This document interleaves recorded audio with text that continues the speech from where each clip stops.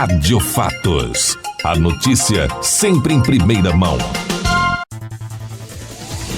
Rádio Fatos. As principais notícias do dia em seu rádio. Rádio Fatos. Você ligado na informação.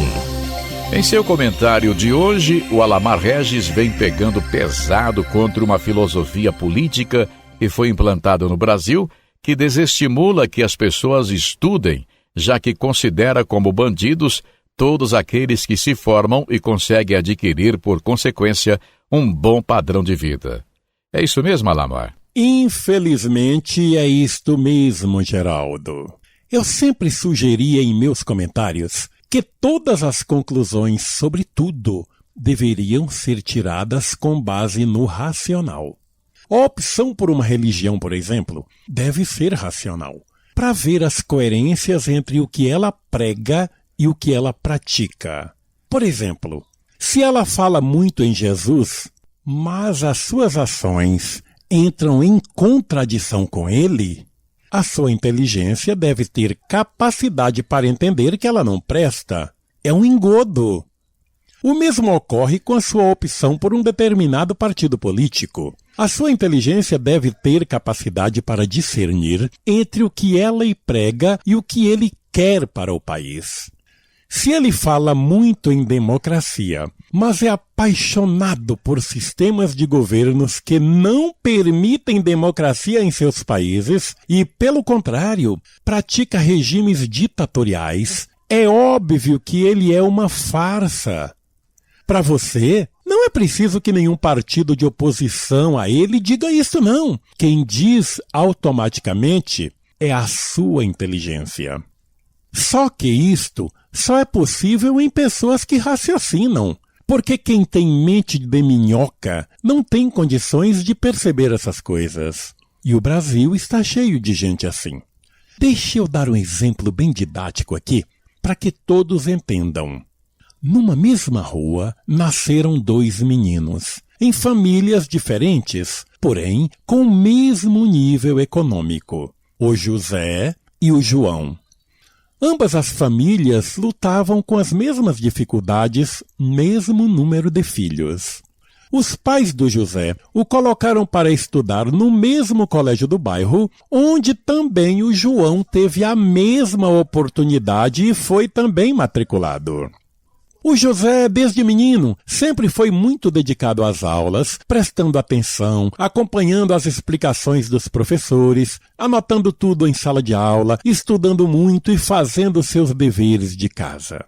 Já o João sempre gostou de faltar aulas para ficar jogando bola ou fazendo outras coisas pela rua. Quando ia ao colégio, em vez de prestar atenção nas aulas, ficava jogando bolinhas de papel ou pedaços de giz dos colegas e até no professor quando estava de costas. Não fazia os deveres de casa e não estudava, apesar dos seus pais comprarem os livros adotados pelo colégio e brigarem várias vezes com ele para que estudasse. Na juventude, José criou o hábito de frequentar bibliotecas, museus e ambientes culturais, enquanto João optou apenas para falar somente sobre futebol, viver nos bares e começar a tomar os primeiros golinhos de cachaça. José chegou a concluir o 2º grau, estudou dedicadamente, conseguiu passar no vestibular e entrou na faculdade para estudar medicina. João não conseguiu concluir nem o 1º grau e logo abandonou os estudos por preguiça e por não entender a importância de estudar. Ele viu que alguns garotos jovens conseguiram ficar milionários jogando futebol e até por Barcelona, sem precisar estudar, e viu um ídolo político chegar à presidência da República sem ter concluído nem o 1º grau, sem precisar gostar de ler, semi-analfabeto e adepto a encher a cara de cachaça. Ora, estudar para quê?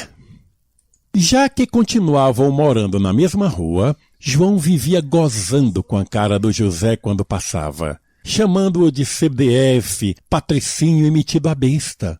Hoje, chamaria de burguesinho ou coxinha. porque o Zé não queria mais a amizade dele. Um cara sem conteúdo, cuja opção de vida era apenas o bar para tomar cachaça e falar de futebol. Somente isto. Anos se passaram, o José se formou em medicina.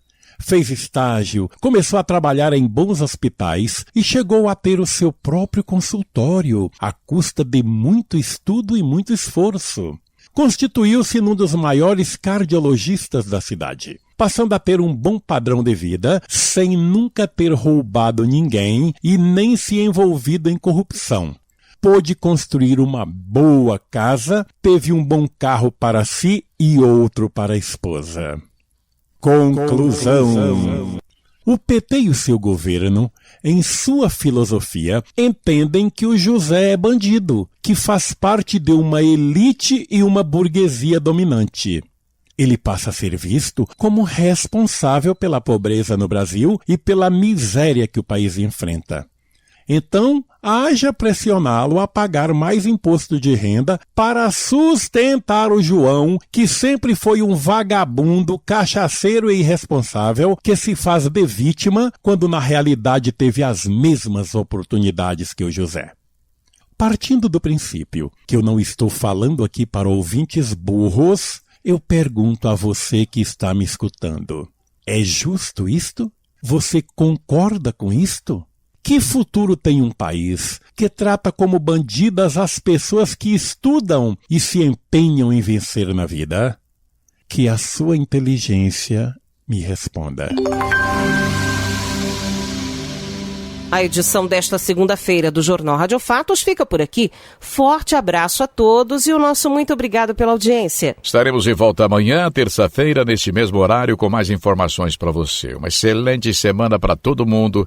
E até mais. Agora você está bem informado. O Jornal Rádio Fatos volta amanhã com as principais notícias do dia. Obrigado pela sua audiência e até lá.